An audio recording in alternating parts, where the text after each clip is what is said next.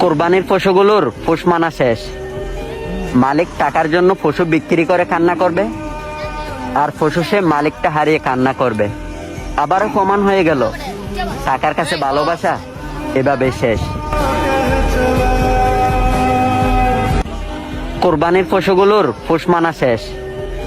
মালিক টাকার জন্য পশু বিক্রি করে কান্না করবে, আর পশু সে মালিকটা হারিয়ে কান্না করবে। আবারও প্রমাণ হয়ে গেল টাকার কাছে ভালোবাসা এভাবে শেষ। কোরবানির পশুগুলোর পোষ মানা শেষ। মালিক টাকার জন্য পশু বিক্রি করে কান্না করবে, আর পশু সে মালিকটা হারিয়ে কান্না করবে। আবারও প্রমাণ হয়ে গেল টাকার কাছে ভালোবাসা এভাবে শেষ। কোরবানির পশুগুলোর পোষ মানা শেষ। মালিক